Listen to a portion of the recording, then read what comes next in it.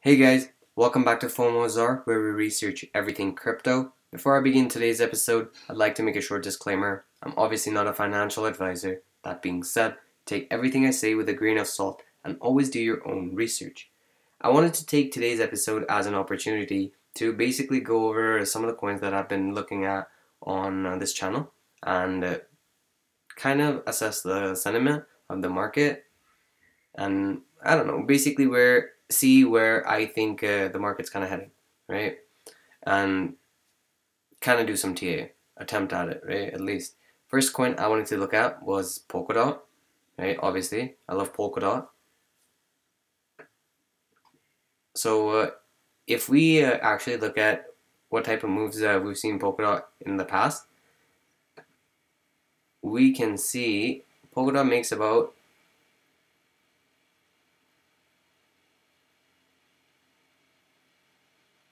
like a 900% move when it moves, right? So if we take the best support and scale up to see a 900% move, it's like $100. I'd say like it's $100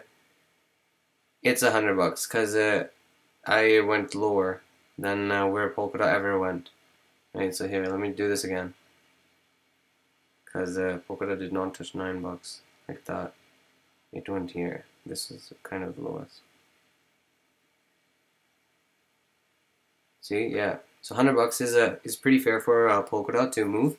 The move we saw when it went to $50 was nothing. That was just the hype from the pair chains, right? And then it ended up getting locked away, and everyone that did sell, with the dip, everything dipped, right? So Polkadot, not financial advice, super awesome time to be accumulating if you're thinking about getting into crypto or if you're already in crypto. Second coin, I wanted to look at Kusama. And before I get into it, I basically wanted to address another thing. So Polkadot and Kusama have a very, very interesting tokenomics, both of them. So they're part of these parachain system, right, where they have auctions, and basically the governance token Polkadot and Kusama, respectively, they get locked away in these slots. Polkadot gets locked in for 2 years, Kusama gets locked in for 1 year. And during this time, these tokens cannot be actively traded, right? So circulation of these tokens gets depleted, and thus creating more volatility. Right now, there's about 11.6% of Polkadot out of the system and locked in the parachains, and the parachains for Polkadot kind of just started. We've only seen 6 of them go through so far, and there's 100 slots, but it's not limited to 100 slots. You could have more if needs be, right? But 100 slots is what they thought would be okay. Like, not even 100 slots needs to be filled, but basically off of just 6 slots, 11.6% was locked away, right? So as more of these parachains get onboarded, the volatility is just going to keep increasing because the use case for the governance token of Polkadot is insane. And the same thing carries over to its parachain, or its canary network, my bad, Kusama. And Kusama is basically a clone of Polkadot, except it's more of like an experimental chain. It's canary network, right? So Kusama has another thing going for it, is its incredible tokenomics. So there's only like 10 million Kusama in total, and basically currently 30% of it is locked away in these parachains because Kusama started a little bit earlier than Polkadot in the parachains. So a lot more of Kusama has been locked away, 30% to be exact. So we can expect a much more aggressive like push from Kusama. And Kusama is already very notorious for aggressive pushes because Kusama used to be like nothing, right? It's like almost like a 2000% move that it likes to make, yeah. So if we look at it like that, we can kind of expect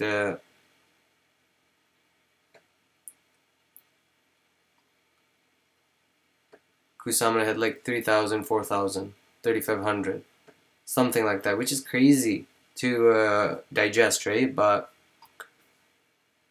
yeah, weird thing about tokenomics, right? When there's a very low supply and there is increasing demand, it just the price does not care about what the number is. Oh, I mean the market does not care about what the price is, right?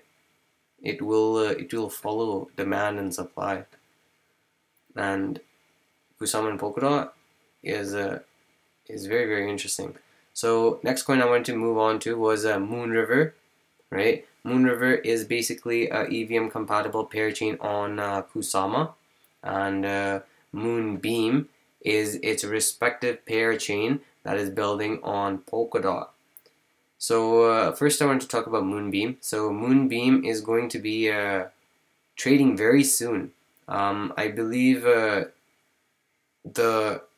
parachain, the crowd loan rewards are going to be given out like mid January. I would say probably like around like the third week of January, sometime around that I would say. And basically, there's a lot more hype for Polkadot projects just because Polkadot is institutional, right? So overall, if you look at it, community sentiment, obviously everyone's gonna love Moonriver, right, and Kusama much more than they will love institutions and Moonbeam, even though it's the same thing. But don't let that cloud your judgment, and understanding that market cap still plays a huge role in driving price. So looking at Moonriver has done nothing but good for people, and I believe Moonriver is gonna see its true price discovery when it goes for the second lease, right? When all the crowd loan rewards are distributed and that sell pressure is completely gone, because Moonriver did insane for the crowd loans, and so this is not even fair. Yeah, this is not even fair. So let's do this instead. 94 bucks? Damn. Okay, sure. No. Let's say like 50 bucks. Sure, 80 bucks. I'll give you 80 bucks.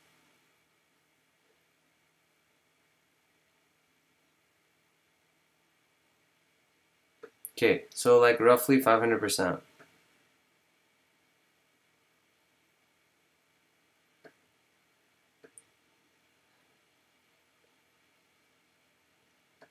No, I don't know. I don't wanna touch this thing. But I would say it's gonna be very, very closely tied to Kusama. Like it might not be pegged to Kusama, but it's gonna be very, very closely tied to Kusama. Because a lot of times I saw Moonriver actually be worth more than Kusama, even though it's worth nothing close to Kusama in market cap, just because the circulating supply for Moonriver is much lower than the circulating supply of Kusama, and they both are 10 million, right? So that's what makes Moonriver a lot more volatile. So that's why I don't even want to say nothing, because I don't think it's 500%. That's what is 500%?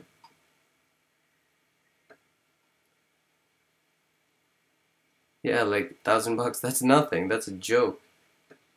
I'd say yeah, Moonriver has a long way to go, man. Moonriver has a long way to go. Last thing I wanted to talk about was actually Harmony blockchain, the one token. And basically, Harmony's been doing incredible for anyone that's been keeping up, and it's like we're kind of in its move right now. So I'm kind of late to the party, to be honest. You know, I seen Harmony at like I started paying attention to Harmony at like 10 cents, but I don't know, I never really got into it too much, you know, because yeah. But Harmony is about to do some crazy stuff, and Harmony does deserve attention as well. So the Harmony blockchain is making some moves, make some big moves.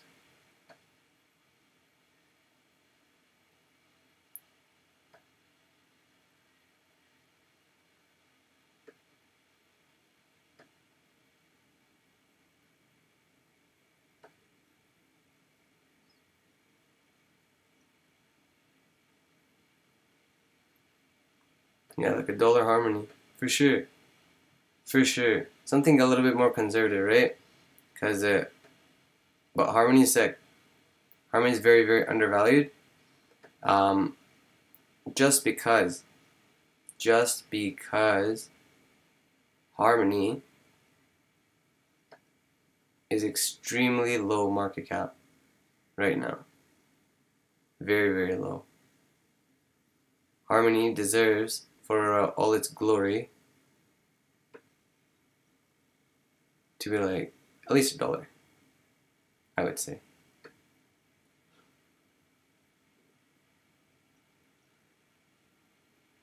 Word.